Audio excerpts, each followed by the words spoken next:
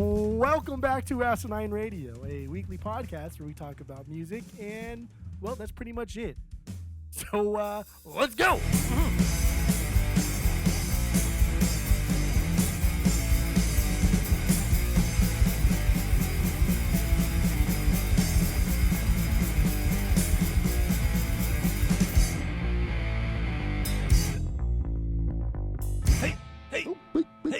Oh, so only you can start the hay. If I start the hay, it doesn't happen. You have to start the hay. I mean, you could start the haze. I don't care. It makes no difference to me. You're bossy about the haze. That's what you makes are. No difference to me. Hay boss. Makes no difference to me. You're a hay boss. All right. This is Asinine Radio. This is the weekly music podcast where every week we get into a different band, different artist, and we listen to one of the records. We get into the music, lyrics, how it was made, and the artwork and everything in between. My name is Tyler. Way out there, hundreds of miles away, is Jeff. While you're listening, go to Spotify, Apple Podcasts, give us 5 stars. If you're watching on YouTube, you smash that subscribe button, dude. That's what the kids say. And that's all I have for the boring intro. So let's just hop into this. Let's get into we're doing Wolfmother, and we're doing their self-titled debut record. Came out in 2005, 2006, depending where you are in the world. And so let's get into our origin story of the band.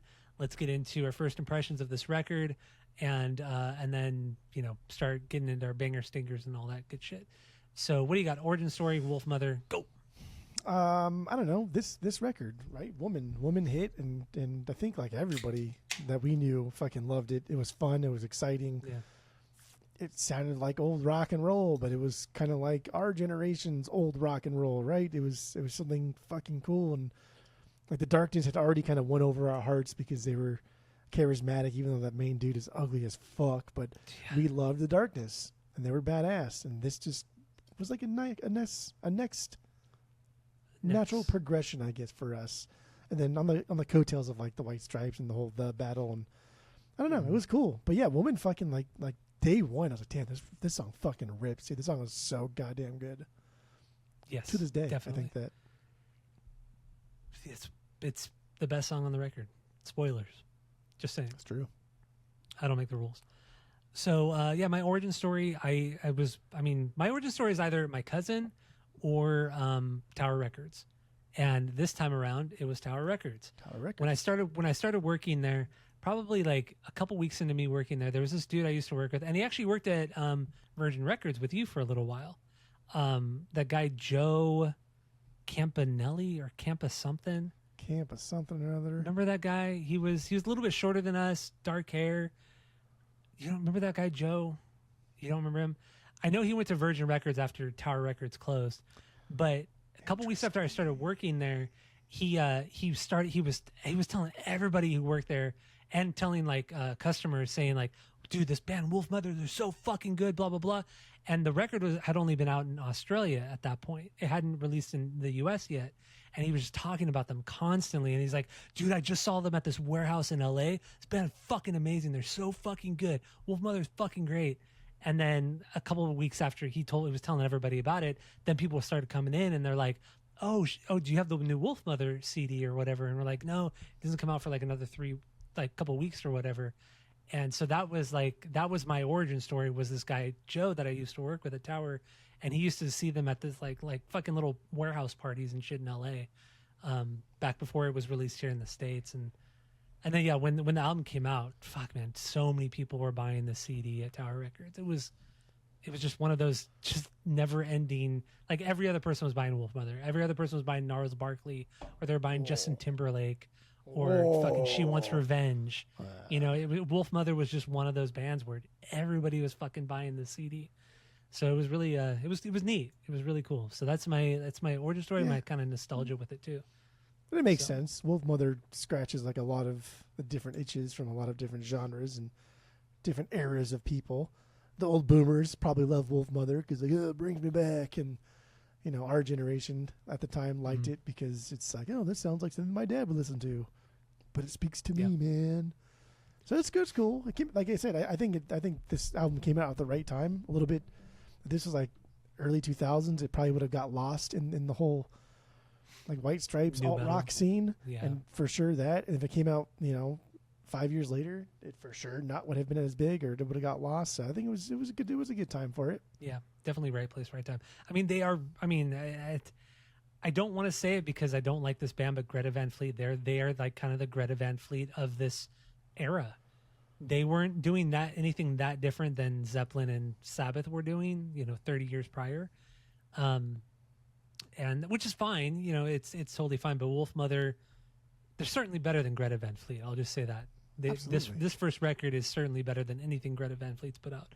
But it's still kind of the same thing where they didn't quite have their own identity. It was always like, they do sound like Zeppelin or Sabbath, or maybe Queens of the Stone Age or White Stripes.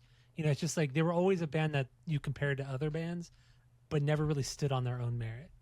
Not to say that they're bad or it's bad, because it's not. It's just that's just how some albums are, some musicians' bands are. So I don't know. That's I guess that's kind of my first impression of the record too. Yeah. It's not breaking boundaries. It's not, super anything to write home about, but it's fucking solid. This is a good record. Yeah, I agree. I think it's just solid. It's tight. It's a little long. There's a couple songs on here It's actually way too long. that are definitely, but like good filler. Like I'm not gonna skip them, but I wish they weren't on there. This was like I think if this is a smooth 10 songs, I think this would be damn near a perfect record. But as far as comparing him to like Greta Van Fleet, much like I said in the rankings, whereas like the Darkness wore their influences on their sleeves but had their own kind of identity. I do think the Wolfmother in this record does have its own identity. They do sound different than what they are referencing, right? There's an overall like aesthetic that they are going with, but it's also kind of cool. They're bringing like stoner rock and doom into the 2005 echelon where that stuff was not popular at all. And they're doing it in a way that's not saying like, hey, remember that one Sabbath record that sounds like this? It was more like, this is what we want to sound like. So I don't know. I think there's a little bit of Andrew Scrockton's in there. Stockdale in there. Andrew Rockdale Light. Stockdale in there.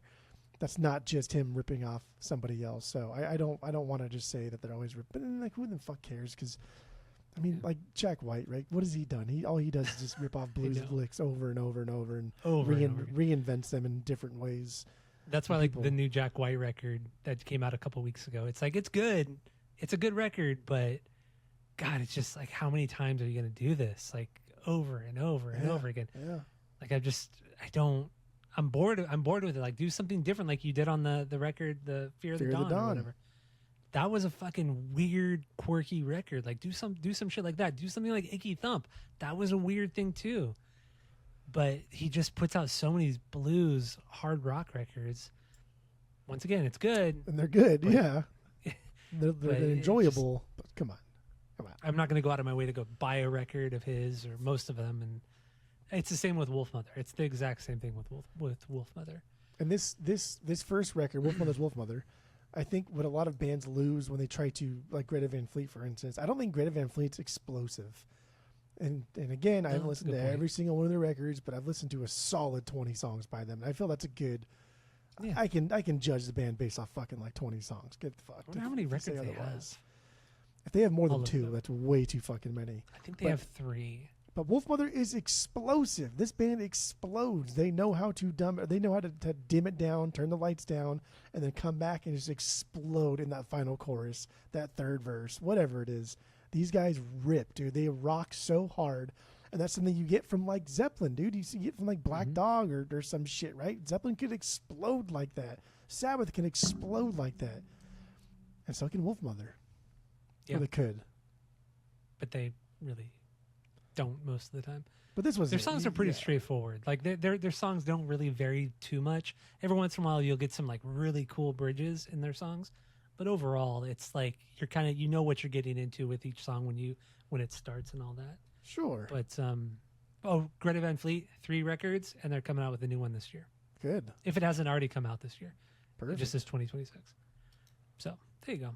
Greta Van Fleet is like, I've noticed just working in a record store for various over the course of the years, owning a record store. The majority of people that come into my shop to buy Deftones, and take it or leave it, maybe it's an Arizona thing, are girls. And the vast majority of people that want to buy Greta Van Fleet are girls. So I don't know what that means. Okay. Take that for what it's worth. I don't know. But I find that interesting. That is. Maybe because like Greta Van Fleet like kind of oozes that Robert Plant kind of feel, that sexiness, that coolness, without having to listen to Led Zeppelin.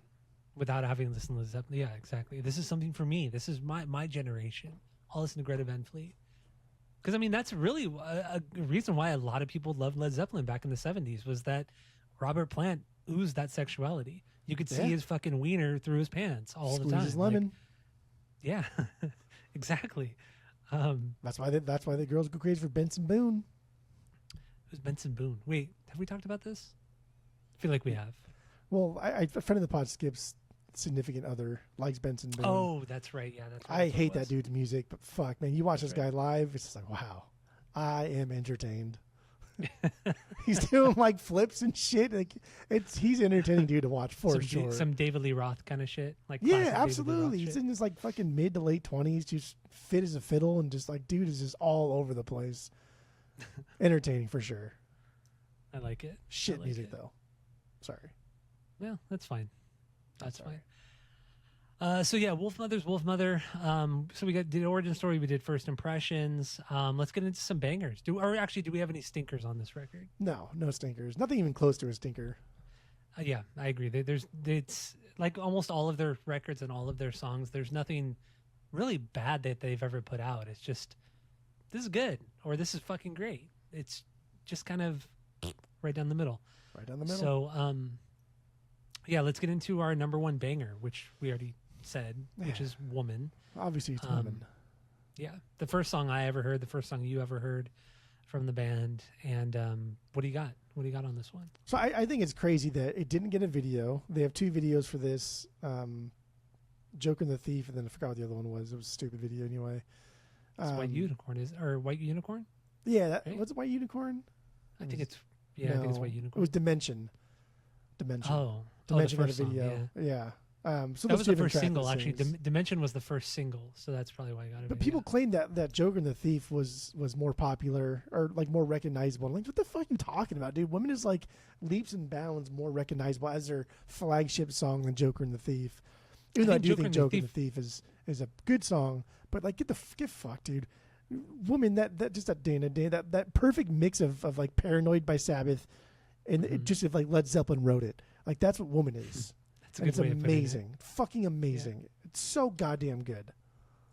Yeah, it's a catchy riff, man. It's a really catchy riff, and it's relentless. The whole song, you're just getting bashed in the head with this beat and this riff, and it's meaty sounding too. Like that bass, the bass cuts through, and it's fucking loud in the mix. Yeah, and there's some cool cowbell in it as well. Kind of like when it does get a little bit quieter, and then also when Stockdale, when he just kind of like when he kind of lets the guitar ring out and he just kind of like wails that last part going into like the choruses or the verses, or no, going into the choruses from the verse. It's just there's so many cool parts here, and then that bridge hits and you're like, and it's just he's just playing the same riff over and over, the same notes, same riff over and over again. It's actually very Metallica, like very like Kill 'Em All sounding. Like there's a lot of songs on Kill 'Em All that kind of have do that same thing where they just play like the same riff over and over and over again. And everyone's just note matching. Yeah, just everyone is like Jump in the Fire. Actually, this bridge reminds me of Jump in the Fire from Metallica. It kind of has that same kind of feel. The single notes, no chords, just the kind of single notes up on the low strings. Man, that whole just like musical bridge part of this song is just so fucking unreal. One of the coolest parts of the entire record. And then you get the drummer too, right? So like everyone's like diddle-a-doo, diddle-a-doo, diddle-a-doo. Yeah. And the whole time the drummer's like tick-a-doo, tick-a-doo, tick-a-doo, note matching just like on the snare there, but still keeping that beat, driving it forward. And then we get a little bit of the keys, right? The doon-doon, the big organ sound, the big synth sound in the back. Dude, it's just so fucking huge. That's what I'm saying. Like these guys can make big stop and go sounding songs.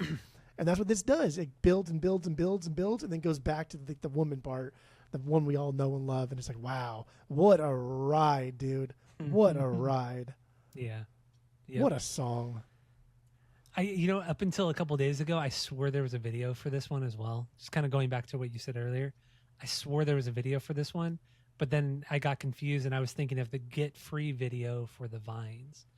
The vines were kind of also a little bit kind of sounded like Wolfmother, like a little bit dirtier and grosser sounding than Wolfmother, but they kind of had that same kind of feel and tone on that first Vines. Well, it's funny because like I've not listened to the Vines in a long time, and I think "Ride with Me" was their big hit, but I didn't know they were from Australia. I don't remember "Get Free." I just remember "Ride with Me, Ride." I remember that song, but I don't remember "Get Free." That was a popular song too. Yeah, but they're from Australia too. I never knew they're from Australia. Yeah. Before everybody gets crazy, I don't care they're from Australia. I don't care enough about the Vines to look into them. Even though the drummer for the Vines did play drums for Wolfmother too at some point, which is funny. Yeah, weirdly enough, I didn't even realize Wolfmother were Australian. Yeah, I didn't realize that till this week. So, not a lot comes out of Australia, but I mean, it's not like it's a big country, but not a lot of people live there. Dude, this record sold so fucking well. Like it sold so well. Just sold so many copies, hit like the top 10, like almost all the top, like 10 out of the 13 songs were in like the top 10 in Australia, whatever their Billboard is. But yeah, it fucking sold so goddamn well. It went 5 times platinum in Australia, which is 350,000 records. Now you may think that's not a lot, but the population in Australia is very, like 1 million? It's not very big. Yeah, it's not very big, man, compared to the U.S. or really most places. It's just a lot of land, but not a lot of people live there. So 28 million people in Australia. Okay, that's the size of L.A. Yeah. Right, like L.A. County here in California. I think that's about the population of Australia right there. That's crazy, dude. Well, that's fucking crazy. I think Southern California would be a more accurate description there, but. Is it though? Maybe like the greater metro area of LA has like 20 million. I can't imagine that's more than 20 million people, but like LA, the city itself got like 5 million or less for sure. Well, yeah, no, I was talking about like LA County. Yeah, I would say probably like 20 mil in LA County. For shits and gigs, it's like 28. It's like Australia. That's wild. Australia. Nar. Nar. Fucking Australians. Now I want to know the population in LA. Oh, it's not that much. It's still a lot, but 9 million, almost 10 million. In the greater LA metro area? Yeah. That's still a lot. Yeah, it's still a lot, but I really thought it was higher than that. But anyway. 0-2.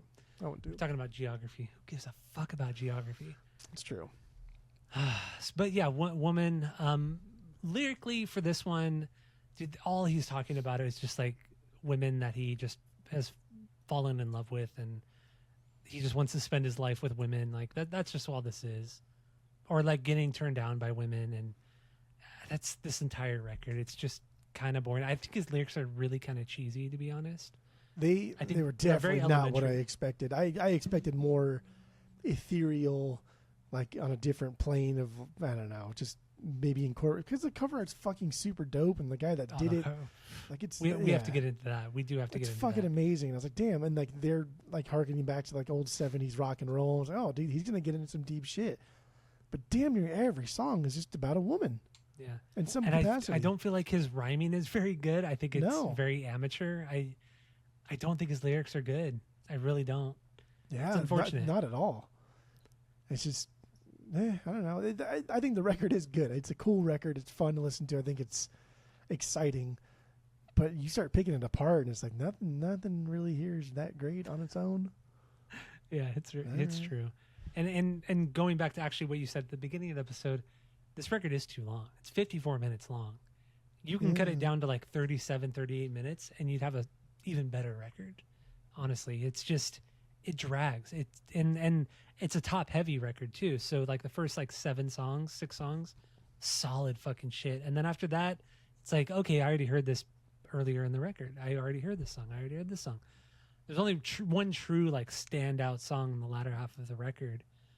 But yeah, but it makes sense because it's like like 4 of the songs on this record were on their first EP, the Wolfmother EP. Yeah. So like Woman, White Unicorn, Apple Tree, and I forgot what the 4th one was.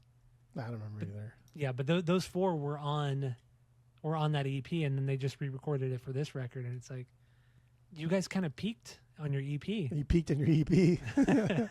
And you put out the Which is a full killer EP. That's an amazing fucking Yeah. 4-song run. Yeah. But yeah, you were gonna say something. I think Mind's Eye, Pyramid, and Witchcraft. I had those 3 songs. I was like, okay, this is Mind's Eye is the better of those 3 songs in my opinion. But I think all 3 of those songs could have been cut, and you wouldn't lose anything from this track listing, this sequencing. Yeah, I mean, I have 5. I mean, okay, so I have 7 or I have 8 bangers. Mind's Eye was my least favorite song on the record. Okay. And then Witchcraft and Pyramid were also not bangers. Still good songs, but just not bangers. The other ones that weren't bangers were Tales and Love Train. So Love Train, I agree. This is the only track that's different. So the Australian release and the international release have different track sequencing, and the international release has 1 extra track, and that's Love Train. I don't know why. This did not have to be on here. It is not that great of a song. But it doesn't really fit the record either. It doesn't fit the record, but it looks like Apple used it in some promotional stuff as like an iPod advertisement. Oh, okay. So that's why it was on here. Makes sense. I don't know, dude. It's not. That It was good also of a song. it was also a B-side to the Unicorns or the White Unicorn single. So it was just straight up a B-side that they put on. But now actually that makes sense. If Apple used it for a commercial or something, that makes perfect sense to put it on a record. Yeah. But it's buried marketing. deep because like they know it's not that banger of a I song. think it's the second to last song, isn't it? Yeah. But Tales from the Forest Gnomes, Tales on the international release, that's my 4B. Really? Okay. I mean, let's get into it then. I could see why you probably don't like this one. Oh, you can see why I don't like it. Well, it's just you don't like the what was that gnome song? Oh, the Pink Floyd song? Yeah, like I don't think you liked Yeah, that what one either, was it? did you? No, I did like it. I liked it. Skip didn't like. Friend of the pod, Skip He didn't. doesn't like fucking anything though. He doesn't like any fun. That's what it is. Skip But this doesn't is like kind of fun. more. This is kind of like slower. It's kind of more of like a campfire folky kind of tune. It's got a nice swing to it, but man, that big part it has such big payoff, right? Big risk, big reward, and when it finally does kick in, I think it's huge. The riff is huge. It is. It And that really is. I mean, that's very White Stripesy. Jack White does that shit all the that's what I was fucking gonna time. say. I mean, this is fucking White. This is Jack White through and through. This, if you told like a lot of people that this is a White Stripes song, they would believe you. It straight up sounds like a lift from a White Stripes song. But then you like Apple you Tree get- so much. And yeah, and even Apple Tree, like Apple Tree is as the I- song as I- that sounds like the White Stripes. it does sound the most like White Stripes. You're right, it does.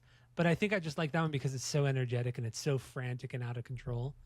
But Tales has this like there's so much downtime in the song. Like the first minute of the song is just him kind of like it's quiet, just clean guitar and him just kind of singing melodically to it. And then then it builds into the cool, cool high guitar parts, the White Stripe stuff. But, in the chorus, but whatever. Tales is cool. It's not a bad song by any means. I love this but song. I think it's so good. It's sick. It's sick. Because I mean, and also, when did fucking Icky Thump come out? Did it come out? Was that 2005? He then came out. That was their last one, so that had to come out after Yeah. this one because 2005 was Oh, maybe it was Get Behind Me, 2007. Satan. I'm looking it up. Right? Because what was it? Blue Orchid. That thing. Oh, dude, Blue Orchid's so good. Yeah, it's Blue Orchid. That's the name of the song. Yeah. Because that came out. Or White 2005. Orchid. White Orchid. White Orchid.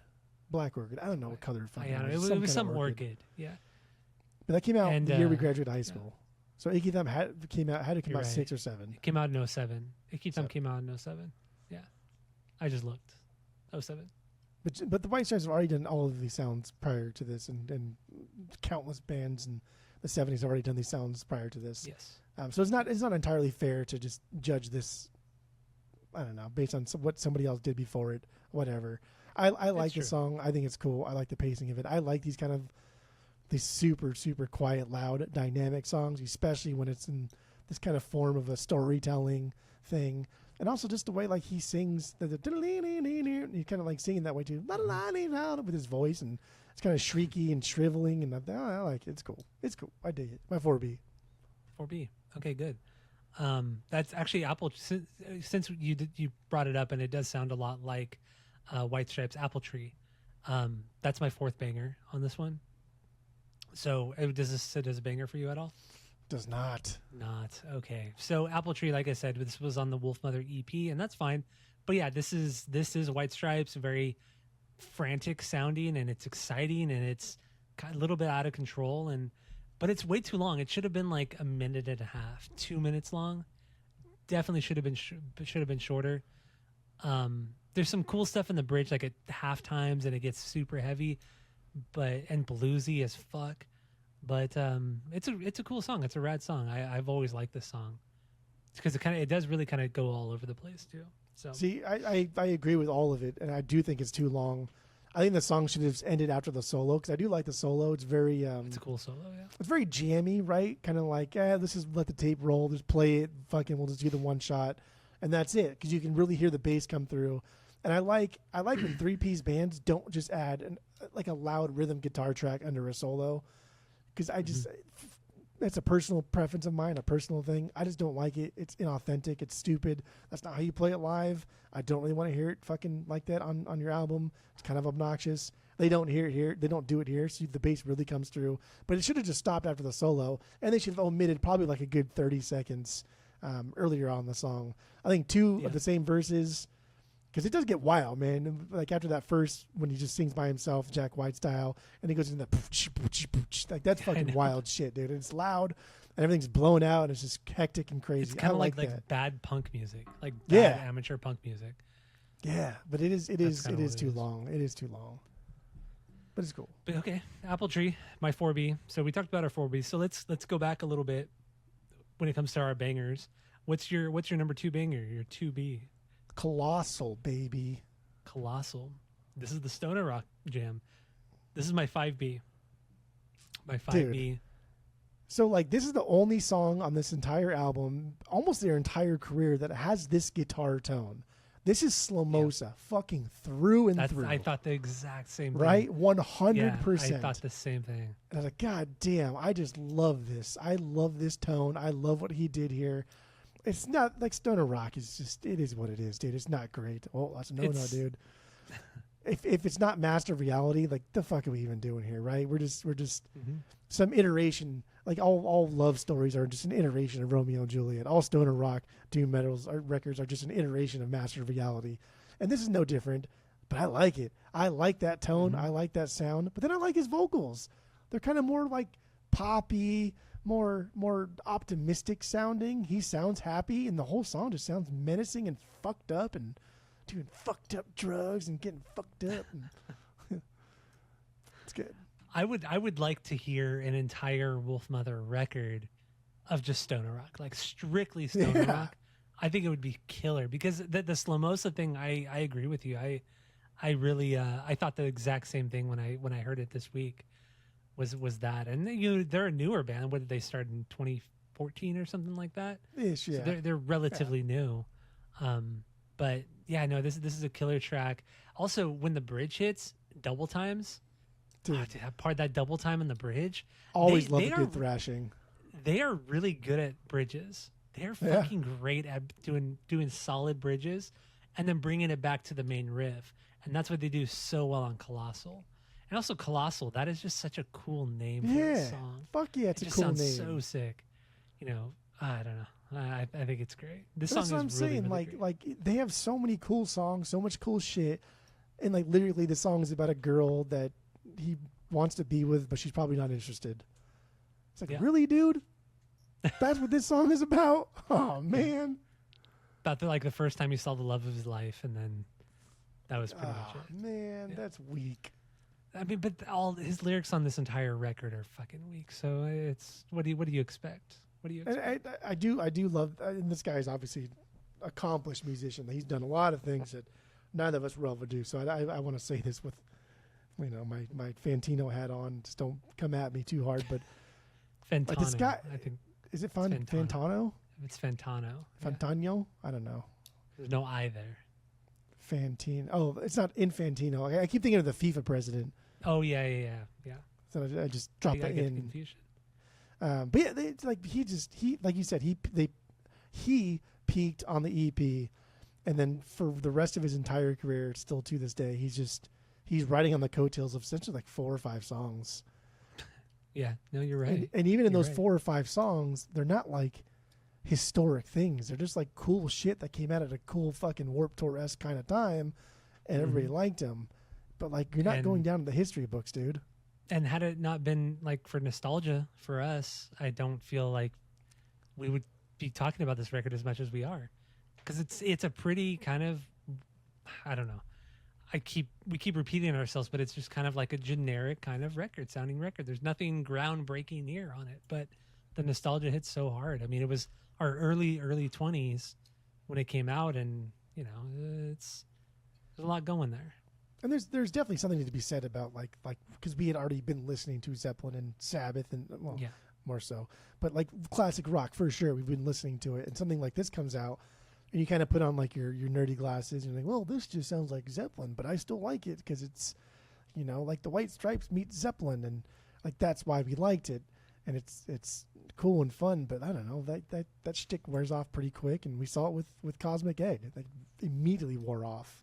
Yes, so fucking fast. And like why we shit talk Greta Van Fleet all the time. That fucking wore off like the moment the first 5 seconds of the first song I ever heard from Greta Van Fleet. Like, dude, this is not like no. Yeah, but maybe people think that way about Wolfmother.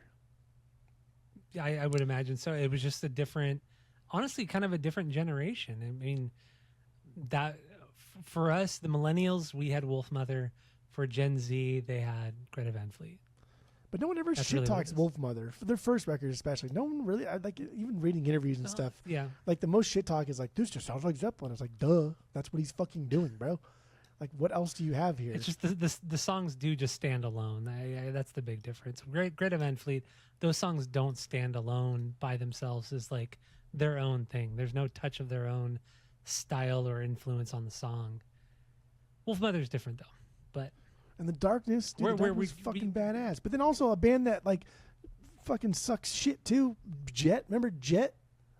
Oh, dude, Jet were so bad. Like Jet, that album was so bad, dude. That's bad. Like that's AC/DC, like just you're blatantly fucking AC/DC, and that's fucking bullshit and stupid. So like we're talking like classic rock-esque kind of rip-off bands. Like Wolfmother and Darkness shouldn't be in that conversation of Greta Van Fleet and Jet, because I just think they are better. I think they're more nuanced, and they're not just ripping off. They have like a personality there. Because Jet's fucking trash, bro. They were just trash. I don't give a fuck. Yeah. And the Darkness had their own shtick. What was the big Jet top song? Of Do You Want to Be My Girl? Do you want to? Yeah. Wait, it's right.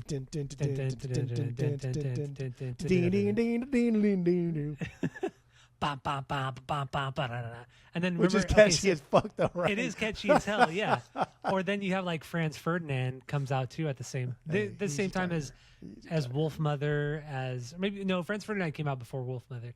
But you know, we had this like surge of like kind of throwback rock, like 70s rock mixed with like more modern times. So we had like, you know, Arctic Monkeys, we had Franz Ferdinand, we had Jet, we had Wolfmother, we had so many of these like 70s resurgence bands at this, like between 2004 and 2006, just this resurgence of like, let's play 70s rock and roll. It's 70s hard like rock. The post-punk revival, right? Getting back to the aesthetics of I don't know, like garage rock. That first Franz Ferdinand record is pretty fucking dope though. It's good. I don't get it. I listened to it a couple years ago just to see. I don't care. And then the big song, it's just Trampled Underfoot from Led Zeppelin. The riff is like fucking lifted from Trampled Underfoot. It's like the same fucking thing. So when Wolfmother does it, it's good, but like when Ferdinand does it, it's shit. But they didn't like lift something. I mean, we just talked about how much like they sound like this, like blatantly sound they like sound like Sabbath it. But lifting a riff essentially, like Franz Ferdinand. Okay, let's go back. Zeppelin like literally lifted riffs, but that was okay. And then lied about Zeppelin it. are great. But Zeppelin are great. Franz Ferdinand aren't great. Okay, all right. And Zeppelin also proved themselves after the fact. That is true. You know, yes, the first Zeppelin record were like all covers that they ripped off, but then you know we have Houses of the Holy, we have Zeppelin 4. Come on. Fool in the Rain. Come on. All of My Love, all their best songs. Come on. Those are strip club songs. Come on. Because they're long. For all you kids out there, Actually, I don't think the young kids go to strip clubs. They don't I don't think so drink. They don't either. gamble. What the fuck do they do? Yeah, I think it's just for our generation and older at this point. But strip clubs are just they're so lame. Like I mean, more power to the girls that do it, but I think they're just so boring. I think strip clubs are so boring. Well, especially because you can't drink at them. You know what I mean? Well, I mean, okay, a it's strip fucking club or a bullshit. titty bar. Same with the titty bar. Like I just think they're just kind of boring. Like because titty bars allow you to drink. At least if you But- can drink, I'll pretty much sit through goddamn near anything if I can just drink, right? I don't give a fuck. Who cares? But if I have to get them to drink Diet Cokes all night, like, get fucked. Yeah. Get out of here. I want to Diet Cokes and waters Yeah, stupid. for the full nude. If you want the full nude, that's what you got to drink. But if you just want the panties on them, just the panties. And Portland, though, Portland's no holds bar. Fucking alcohol, I mean, used to when I lived there, it was. Which is so bizarre because it's like Vegas even. Because when I went to Vegas last year, we went to a strip club, full nude strip club, and there was no alcohol there. What? So it's like, how in Portland How can you is enforce there? that? Yeah, it's weird. But I guess like some of the strip clubs, they do allow alcohol, or they don't allow it, but they just serve it anyway. They're like, I don't give a fuck. But the one we went to, yeah, they didn't serve alcohol, so we had to pay for a $10 water bottle. Oh, my God. Yeah, it was fucking stupid. See, Vegas was always that place where, like, and we went to Vegas many times before we were 21 and got alcohol fairly easily because that was Vegas. Like, who gives a fuck? Like, there are no rules in Vegas. Like, literally no rules. Vegas is so different though now. It's so Prostitution is not legal in Vegas, but it was kind of just fucking legal in Vegas, right? Like, there's just no rules there. And that's what was cool about Vegas. I haven't been there in a decade, but from what I hear, what you tell me, a friend of the pod, Sloan, was there. Some other friends have been there. And it's just, dude, this place sucks. This place sucks. It sucks. It's so expensive now too. And that sucks. You got to pay for parking everywhere. The resort fees, if you're staying in Vegas, like the resort fees are just insanely expensive. It just sucks now. Like Vegas was cool because it was so cheap.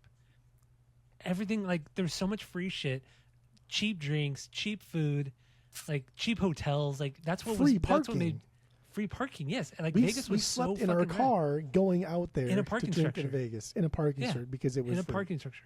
Yes, and fairly exactly. safe. Yeah, it's true. I mean, yeah, we never got fucked up, so Yeah, or messed with. yeah. But anyway, we're really kind of getting. Well, we're almost halfway done with the record anyway. So. Actually, speaking of Vegas, this actually leads into the next song I want to talk about, Joker and the Thief. Joker and the Thief. Joker and the Thief. This song was in the movie The Hangover, which is a very popular, famous movie, and that almost entire movie took place in Vegas. So this is kind of the segue into it. So we just get into Joker and the Thief. Banger. Yeah. Banger. This is my 2B. I love the song. That's a I big fucking love banger. it. It's a mid. I mean, I have like 7 bangers, and this is like 5 or 6. How? Just how? Because I mean, so it's not Woman, right? Oh yeah, which is the Obviously. best song. Yeah. And then I do like Colossal a lot because that is like the stoner rock song on the record. I do like Gnomes a lot, or Tales, whatever the fuck you want to call it. And then White Unicorn, like, dude, that song fucking just absolutely rips. It's so goddamn good. So I guess, I don't know, maybe this would be like a 5B for me because Where Eagles Have Been Too is pretty high. I like that song a lot. Yikes. That's my EB, but Well, you have a weird B ranking system anyway, so I don't fault you for that.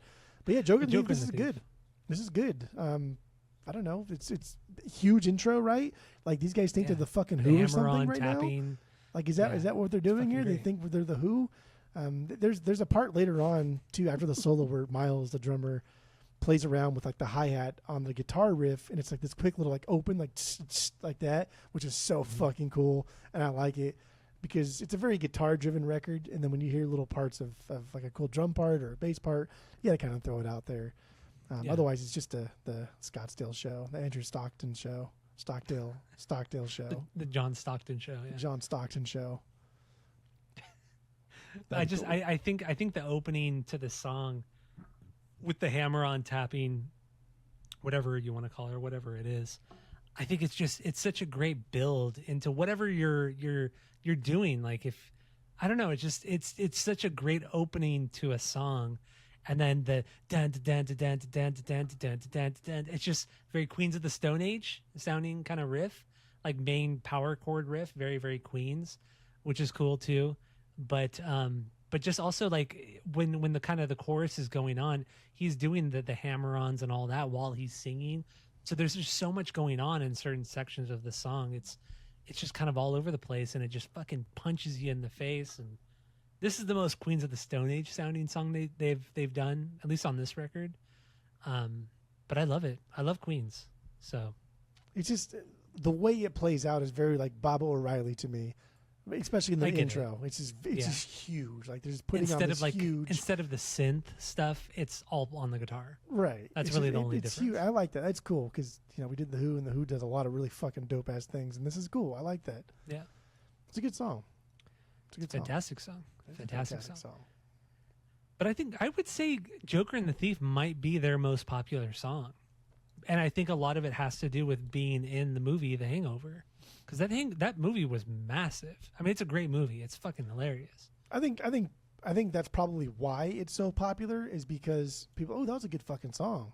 Let me go look up who that is. But I think if you played that song and then like you ask someone like, who is this? Like I don't think people would know that as much as if you played Woman. Maybe. Yeah, maybe it's possible. It's possible. Also, Woman was in Guitar Hero, and when in 2005, 6, 7, Guitar Hero was so fucking popular. And Woman was in Guitar Hero, so that was a massive thing too. People who'd never heard of Wolfmother or even really listened to rock music heard it and really dug it too. So I think that was a big bump for the band, was being in Guitar Hero. I don't know if Joker and the Thief ever was though. I just didn't look. Or Rock Band, or one of the later iterations. Yeah, I think that it's. I don't know. I find a lot of songs are just popular because people search for them. But the listens on Spotify is like double of what Woman has. But I have a hard time thinking that Woman is not more iconic than Joker and the Thief, even though Joker and the Thief has more listens. But it could also be with you and I. It could also be nostalgia, and like how we heard about the band for the first time was through Woman, was when that song came out. But also Joker and the Thief, I'm sure, is in more movies and TV shows than just The Hangover. It's got to be in. I mean, the video on Spotify has the Jackass clip, and it was in Practical Joker. Yeah, it's been in a lot of things. Oh, it was in Jackass 2. Yeah, it was in Jackass. I forgot which Jackass, but it was in one of the movies. Yeah, Jackass 2, not like was it Jackass 2 as well. Yes. Yeah. Okay. I don't know. It's good. I love it. So yeah, that's my 2 banger, my 2B. So what's your 3B? We got no more lyrics, huh? Okay.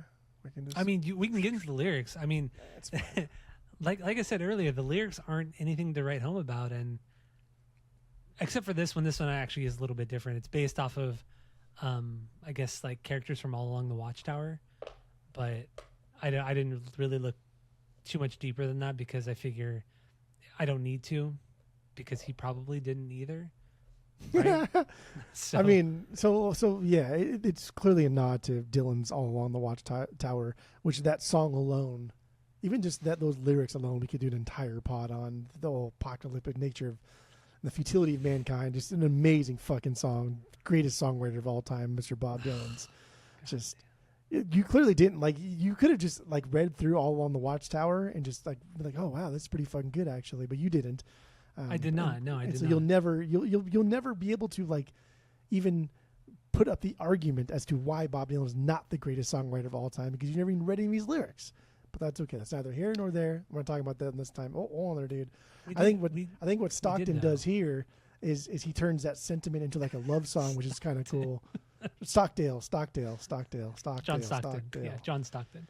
He turns into like a love, well, like a searching for the true love. Like he mentions this woman who's standing over a field while the Joker passes by, saying like, if the Joker would just fucking chill for a second, he'd find what he's looking for. And again, it's kind of just fun because Stockdale always talks about girls in this capacity, and this band's blowing up, they're getting big. Another song he talks about coming to LA, and it's just kind of funny that he is looking for like the one, but at the same time he understands that he wants to live the fast life. And so it is kind of cool to give a nod to like the GOAT songwriter without actually digging deep into the GOAT songwriter's lyrics and putting anything meaningful from the original source material into yours, and you're just talking about what you want to talk about. Whatever, that's fine. It's fun. It's a little like you're taking some clout from somebody without actually like putting in any work of taking that clout. You know what I mean? I mean, it's not like they don't do that with the music too. But the music though, much in the same way like Bradley Knowles' Kid, that last Sublime record came out, and we're like, holy fuck, dude, this guy did his homework. Like he knows Sublime in and out, like the back of his hand, because there's all these little fucking motifs and riffs and parts and all of these things that makes it sound like Jacob knows Sublime's music. Musically for Wolfmother, you can tell these guys know fucking Zeppelin. They know Sabbath. They know what they are doing. Lyrically, when you see Joker and the Thief, I immediately say, oh, damn, this better be a cool-ass fucking song, because all your lyrics are kind of dumb. This better be a cool-ass song, because that's one of the greatest songs of all time. Like, yeah, a lot. See what you want. A lot of people consider this like one of the greatest songs of all time. And you read his lyrics, and you would think like, "Oh wow, that's a nod to that's a nod to Hendrix version. That's a nod to Bob Dylan's original thing." Like, no, it's just name Joker and the Thief so he can clout chase. That's it.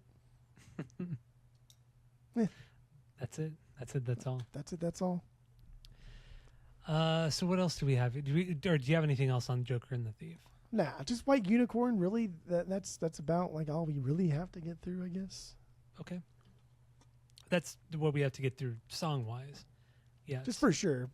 Maybe we can run through. I guess we can just run through them all and then cover heart and then call it a day. Yeah, I'm fine with that. Yeah, let's run through them. Okay. Dimension, first song. This is my 7-banger. 7-banger. This was on the Wolfmother EP. There we go. Perfect. I think it's a great opener, honestly. It starts with like the kind of the scream, the wow scream that he does. Isn't that very reminiscent of like Wango Tango? Like how yeah, the Nuke that's says a good it? one. Yeah, right? Very Ted Nugent. Just Nugent. comes out and fucking just gets all wild, and then the record opens up. The Wango to Tango. Yeah, like it's fucking cool. Right. It's a good opener. It's fucking badass. I like it. Think about that. That's good. That's good. That's why I like this sequencing. I like this being the opener of this entire record because it's not too menacing, right? But it introduces the band and the sound well enough, and it's like, dude, what you're about to hear is going to be crazy and nostalgic. Yeah, and then we get into like the big drums, the bass line, and all that. I mean, seriously. So just taking that into consideration, the driving force of the song, the big drums and the bass, straight up Jimi Hendrix experience. Yeah. Oh yeah. You know, the rhythm section of Hendrix Band. That's what this is. And then even that descending riff that he plays between, ding, like from the verses to the chorus, I think it is that descending riff. It's straight up fucking. He literally lifted that from Hendrix. I also thought that reminded me a lot of Pink Floyd's Astronomy Domine, right? That dee, dee, dee, dee, like that little 4-part descending riff. Yeah, I could see that, but with this one, this has like the same tempo as like a Hendrix song would, like a faster, more upbeat Hendrix song. Like this is just, to me, this song is like almost like a straight lift of a Hendrix song. And then he also mentions Purple Haze a lot. Yeah. And throughout this, like just the phrase Purple Haze all throughout the song. So clearly they're an inspiration to him in every aspect, which is cool. It's a rad song. I do like this one, and it's a great opener. So, but then we get into White Unicorn, another big hit. This is my 3B, my 3-banger. This is my 3B too.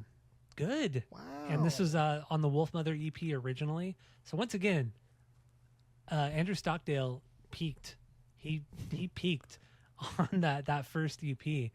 The main riff though, it's just I like that high kind of thing that he does, that din-a-nee, din-a-nee, din-a-nee. Yeah.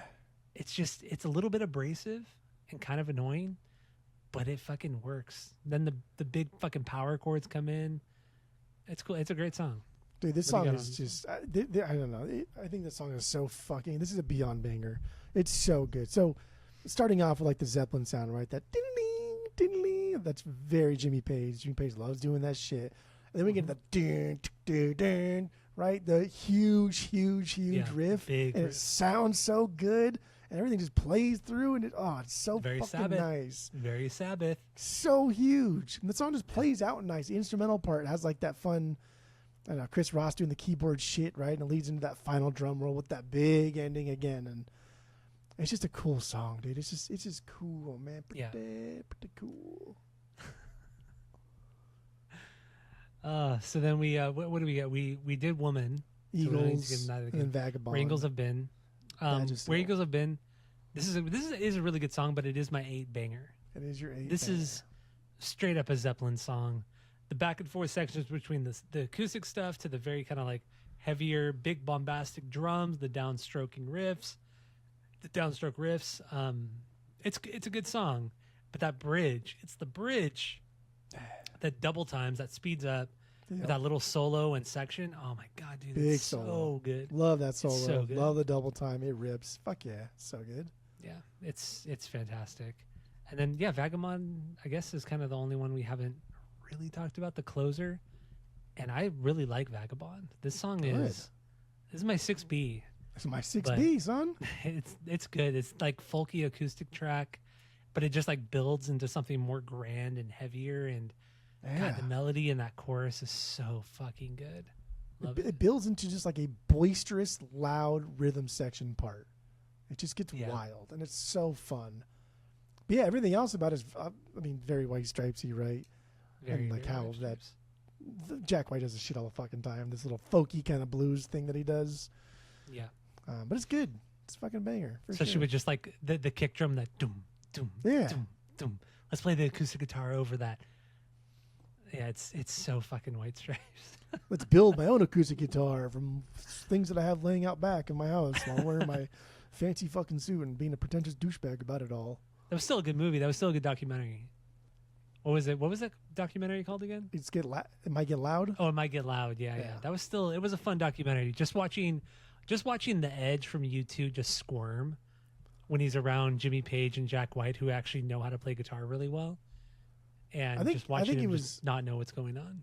I think it was cool for us too because we watched that like in real time. It was something that because it wasn't like this massive release that was playing in like all theaters, right? So we had to go to like the indie theater in fucking Irvine or some shit to watch it. We did. That's right. Yeah, we had to go to that indie. And we're still like early 20s, right? So lazy. We're not like rich, and we don't want to waste a Friday night doing this.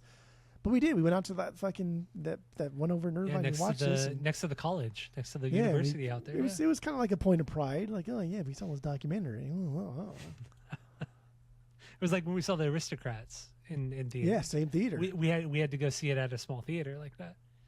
Yeah, Napoleon Dynamite. I originally saw it at a small theater like that. Like I saw a lot of movies at that Irvine one. That small theater in Irvine. I saw a lot of fucking movies there. Yeah, a lot Everything of them, is illuminated. Saw that one with Elijah Wood and Eugene Hutz. I was going to say that's something. I know Annie likes that movie, so I'm sure because I went to at least 2 of them there with Annie. I'm sure Annie went. She buy like a season pass or something over there. Yeah, because Annie took me to go see Everything is Illuminated, and she took me to go see Napoleon Dynamite before it had blown up, and then. She took me to see some other random shit there too. I don't remember. I think she was there for the Aristocrats too. She probably was. Annie was a trooper, man. She just fucking. She would always just kind of. She loved to hang out with us, or she pretended like she loved to hang out with us. I think she secretly hates everybody, but she just put up with us the most. I also think that we like the Venn diagram, right? Of Annie's in the middle. We all like a little bit of what she likes. Yeah. And we're all fun enough to where if she said, "Do you want to go watch this obscure fucking movie that's probably gonna suck?" We'd be like, "Okay, fuck it." Like we're like we never really put up a fight. We're always down to hang. So I think she puts up with the horribleness that is our group because we're willing to do the dumb shit that she wants us to do. Yeah, it's true. Even though we'll shit talk it the entire time. I miss Annie. Oh fuck, I miss Annie so much. But anyway, she's not dead or nothing. She just doesn't live anymore. She doesn't. Like she lives lives in Chicago. It's not like she's dead. She lives in she's Chicago not dead. now. Yeah. So, god damn. Yeah, that sounded really depressing when the way I said that. No, she moved. She moved away. That's it. People. She moved away. People. So anyway, Wolfmother, the artwork. So that's really the last thing I think we need to get into, because I love the artwork for the album, for all the singles. I think it's fucking fantastic, and the artist. Everything this artist has done, his name is Frank Frazetta. He passed away in 2010, but I mean, I think he was born like the 1910s or something like that. So he was old when he passed. He wasn't young by any means. But he primarily worked with oil paintings. That's how he did most of his artwork. He did a lot of pencil stuff. He did comics, and he did a lot of newspaper comics. He did some stuff for Mad magazine back in like the 60s and shit. But he's best known for his oil paintings that were on for like Molly Hatchet books. Yeah, Molly Hatchet, yeah, the band Molly Hatchet, for that. But also like he did the Conan the Barbarian book, the cover for that, and kind of like dictated like what Conan the Barbarian was going to be after the book. So like what we know Arnold being Conan in the late 70s was because of Frank's painting, essentially. right. Super highly influential, and you look at his artwork and you're like, oh yeah, I've seen like a dozen bands using this artwork. It looks familiar. Like I've seen this type of artwork everywhere. It's so specific. It's like this like dark fantasy style. It's fucking rad. I love his artwork so much. It is really, really cool. And it's crazy about Molly Hatchet too, because Molly Hatchet has like the fucking dopest album covers. The coolest album covers. Every one of their album covers is so fucking rad, dude. But they're like the most boring southern rock blues fucking band I've ever goddamn heard. But fucking shit, it's like the Moody Blues. Amazing. It's like the Moody Blues. Yeah, Moody Blues is you expect fucking them to be good, covers. But just so boring. Just so boring. Quicksilver, another one. Yeah. Quicksilver. Great records, but their albums overall are pretty boring. They're pretty boring. So. They're pretty boring. Korn. But anyway, what about Korn? Same thing. He didn't do a Korn record. No, they're just boring. I was talking about boring shit. Oh, you're an idiot. But Frank Frazetta, he's dude, his artwork is incredible. I fucking love it. Kirk Hammett ended up buying like one of his original paintings back in, I think it was the mid 2010s. He ended up buying it for like $6 million.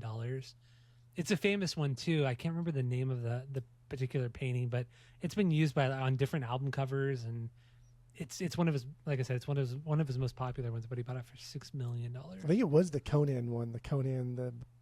It wasn't a Barbarian. The Conan the fucking Slayer Conan or some something. shit. Yeah. Conan the something. Conan the pizza maker. I don't know what the fuck it was, but it is it is kind of wild to think that we're entering a time where like album covers have already been long kind of almost a moot point, right? A thing of the past. Mm-hmm. But now we're entering a time where album covers are no longer done by like artists. It's either kind of like a DIY indie thing or maybe just like an AI thing. Yeah. And so the artist itself, it's kind of like funny how indie artists always want to support other indie artists, except for like actual artists that paint, that color, that draw, because a lot of their album covers are just snap like photos they with like a Polaroid they'll take on tour or something like that. Yeah. And so the art of painting is kind of gone. It's going away. It's a thing of the past. Or when people do it, people don't want to pay for the art. You know, the artist might charge $1,000 for their original painting, and it might be amazing. It might be great, but nobody wants to spend $1,000 on a piece of art. It's like, I could do that in fucking ChatGPT or on Grok.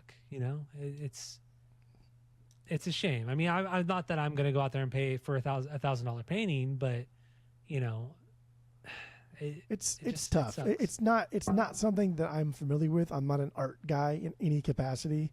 And I don't know if you throw me back into, when did Picasso die? Like the fucking 40s or 50s or 60s or some shit? I think the 60s, yeah. So if you threw me back into like the 30s or 40s or wherever he was popular, right? And he was selling a painting for $1,000. Were people buying his paintings for $1,000? Like, I don't think so. I think art becomes popular after they die. I don't know. For the most part, yeah. Except for Andy Warhol. I don't fucking know anything about yeah, art. I know. So I'm sure all the not fucking nerds out there are going to correct us and ad nauseum at length.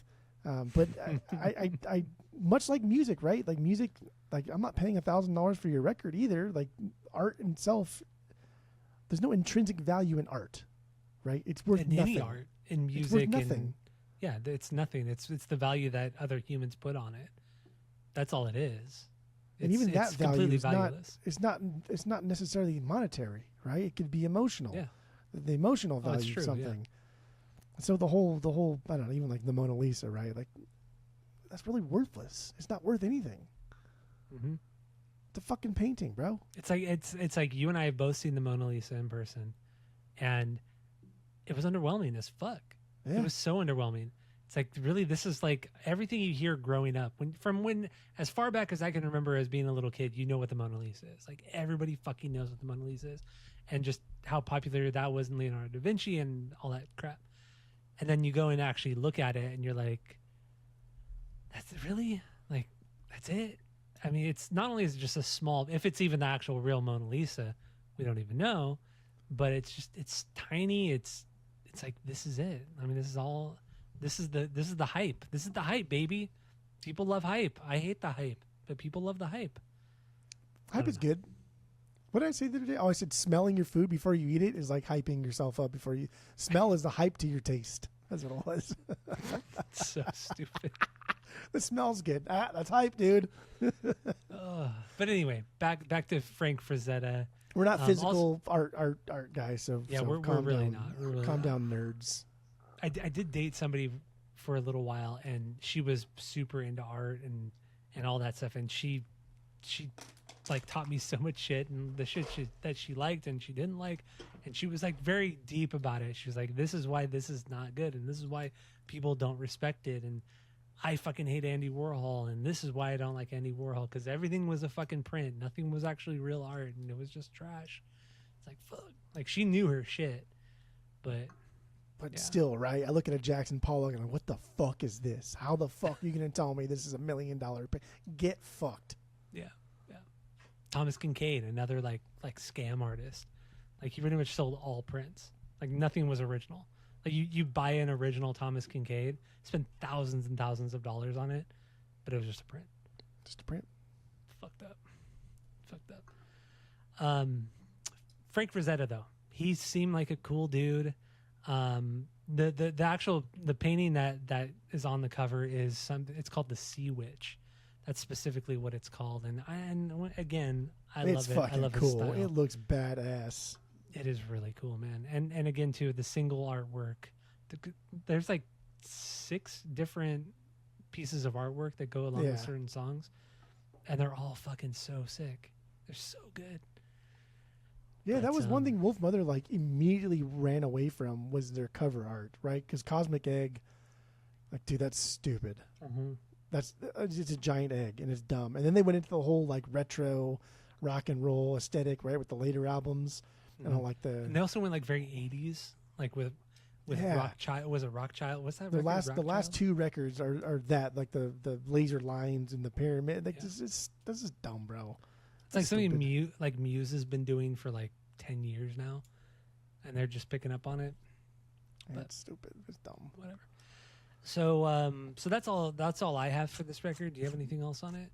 There was a video I saw of Mike Patton giving an interview right around when this record came out at one of the Warped Tours or some festival, and the interview was trying to talk to Mike Patton about something, and then you hear in the background you hear ding ding ding ding ding ding, and Mike Patton's talking, and you can see like his eyes kind of like drift, and he loses his train. He's, I'm sorry, what the fuck is this?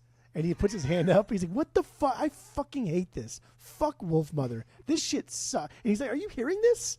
I was like, damn, that's true. He's not wrong in that. He's not wrong, aggressive, but he's not wrong. Mike Patton too. It's like Faith No More are really cool, yeah, but sometimes the shit that they do is just like, dude, fuck off, dude. Some of their music is just not very good. It's not very good. I'm not a Faith No More fan like at all. I need to get past. Yeah, I don't. It's too much. It's a little too out there for me. I don't like Mr. Bungle either. I think Mr. Bungle. Mr. Bungle. I like even less than Faith No More. But once again, Faith No More do have some good shit, and I get how they inspired countless numbers of bands. Yeah, like there would be no Korn if there was no Faith No More, for sure. Which makes sense. But yeah, the band itself, like, God damn, Mike Patton is the worst part of that band. Like that's the most frustrating part is like you have this incredible band. Like Mike Borden, the drummer, fucking incredible drummer. But yeah, Mike Patton, the worst part of the band, and the part of the band that ruins it for everybody else. He's like, nah, I don't want to do this tour. I'm going to be a little brat. I don't want to do it. I'm going to go tour with Mr. Bungle. I'm going to go tour with Dead Cross. I don't give a fuck. Fuck you guys. And then he'll come back like 6 months later. Well, yeah, I guess we can do a Faith No More tour. It's like, oh, dude, Mike Patton is so annoying. It's tough. He's very insufferable. He's very annoying. He's almost like, no, I don't want to say he's like Morrissey. Morrissey's like, Morrissey and the Oasis guys, the Gallagher brothers, are the two worst people in music, by far. But at least, Mike Patton's up there. I don't like Oasis at all. I think those records are pretty shit. And I did listen to them because we almost did them on the pod. I was like, I can't. This is not fucking. We tried good, to do them on the pod. I just don't. I don't fucking like this. I don't like it. At least Morrissey has done some really, really, really good shit. Mike Patton has done some really, really good shit. Yeah. The Gallagher brothers, I don't. Nah, fuck off. Your biggest song is like the most annoying fucking thing I've ever heard. It's like one of the worst songs ever. Okay, so let's give our final thoughts on this Wolfmother record. Rate the record based off of our world famous 3-point rating system, where 3 is a perfect album, 2 is a good album you're going to continue to listen to, 1 is a bad album, give it a shot, and 0 is the worst thing you've ever heard. So what do you got? Go. 2.5 all day long. I will buy this on the vinyls. I will listen to it. I will enjoy it. There's no skippable tracks here. There's nothing I would dread listening to. Even the lull in the second half, it does get better for me. I like Tales a lot. I like Vagabond a lot. Colossal's my second B. So even the second half of the album, there's still some beyond bangers there for me. I think everything about this first record is great. I was listening to his solo record too. I think he has 2 solo records. Andy Stockdale. So. He has 2 solo records. There's one of them on Spotify. And I listened to that one, and my God, it's just like the most generic thing you could possibly think of. And so it just, and I don't mean to say this like to knock this guy down, because he did write 4 songs on an EP that are like masterpieces. They're fucking good, dude. And you have like a debut record that's also fucking really, really good. A 2.5 like coming from us, that's a good fucking record. You know what I mean? It's not louder now. It's not perfect like Taking Back Sunday. It's louder now, of course. Yeah. Sure. But it's still a really, really fucking good record. And the aesthetic, how they looked, right? Like his big fucking hair, his dope Gibson that he played. Like everything about this band was just so fucking rad. But it stops here, and I'm sorry, man. Like you were chasing your own peak, and it never ever happened. Victorious was a close second, but it really wasn't that close. And it was only because Brendan O'Brien fucking produced it. And Josh Freese brought some life into the drumming. Not to say these drummers are bad in the first record, but bro, you put Josh Freese in the same on Wolfmother's Wolfmother, I guarantee you it would have been a better record. Yes. Sorry. So wait, what did you rate this record? 2.5. You hear, but you don't listen. No, I didn't hear because I interrupted you, so I didn't hear. So you hear, you don't listen, and you interrupt. Good. These are all good. Well, these are all good traits. in this instance, I interrupted you. So yeah, these are all good traits. 2.5. Oh my God. Out the door. All right. Yeah, the nostalgia does hit really hard, and this is going to influence my rating a lot. I don't think they're doing anything new. They're not reinventing the wheel when it comes to music, which we got into a lot here. I'm just gonna say I'll give this a 2 out of 3, just a solid 2 out of 3. I'm obviously gonna go back to it. I would get this on vinyl, but there's nothing like truly spectacular here. There's nothing truly standout on this record. So you think Victorious is also a 2 out of 3? Possibly. I mean, I might even rank it lower, and maybe I wouldn't even get it on vinyl. Maybe it's just like the high of hearing Victorious from them might just be because I was just so kind of whatever about the rest of the music. You get caught up in the week too. It happens. Yeah, it does happen. And going back and listening to some records, 6 months later, I'm like, why the fuck did I like this record? Oh, for sure. I'll buy records. I think that. Yeah. It's fucking stupid. Absolutely. It's so dumb. But yeah, you do get caught up in the hype of the band. So anyway, that's all we have. Thank you all for listening. Go to Spotify, Apple Podcasts, give us 5 stars. If you're watching on YouTube, smash that subscribe button.